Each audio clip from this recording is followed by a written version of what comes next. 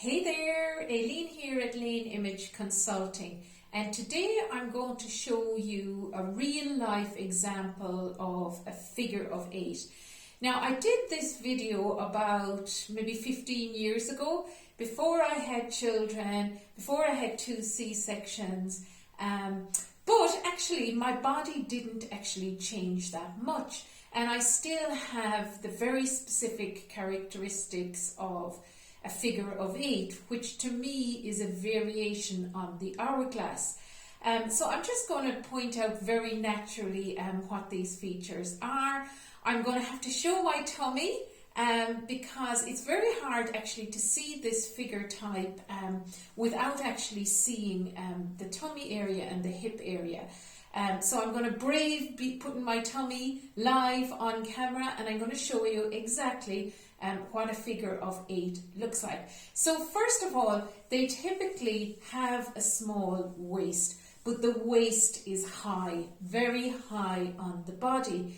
Typically, their hips and their bottom are quite neat. So they have a neat hips and bottoms.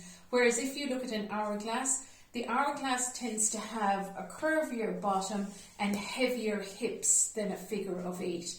Typically, a figure of 8 will have very slim, long legs. Not always, but a lot of the time. Now, I'm going to pull up my top and show you the key characteristics of a figure of 8. So brave with me. So basically, I'm going to have to take down my top to show you what a figure. Now, bear in mind, this tummy, which I have grown to love, has had 2 boys and it's gone through 2 cesarean sections. But I think it's important that you see this so you can see the characteristics of a figure of 8. So the first thing to notice is that the waist is very high. And then you can see a sudden jut outward from the waist. This is what I refer to as the hip shelf. From the hip shelf, it's relatively straight down to the wide lower hip. Here on the legs, and there is a bit of a dip or a valley here on the hips. So I will refer to that when I'm talking about figure of 8 as well, and oftentimes we need to fill that in. So this figure type, I wear my waist nice and long, tends to be quite tricky to see with clothes. It's hard to see that sudden jut outwards unless it's very, very obvious.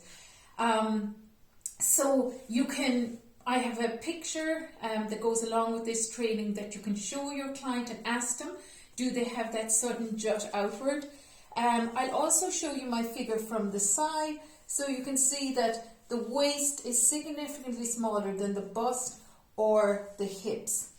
And from the back, you should also be able to see the small high waist with the neat bottom and a fairly broad shoulders. And you can see that the actual shoulders are actually in line with the hips pretty much. So that's a figure of 8. It is a variation on an hourglass, and the big difference is you have to dress the lower body differently. You have to taper the skirt. If you do want a flare on your lower body, do it at the knee or below, either in pants or in skirts. So this line on the hip dictates straight lines. A slightly heavier fabric that will hold itself will also work well, so you don't get this uneven lumpy bumpy bit here caused by the valley dip on the hips. So yeah, slips help to work that, control wear help to work with that. But I often find if you find the right shape of skirt or pants, it really makes an awful difference. So I find a tulip skirt, which is basically fitted and fitted over the hips and then curves inward, works really well. Jeans with a straight to a slight taper in the leg work really well. Yeah, so drop me any questions if you have them. Take care. Bye.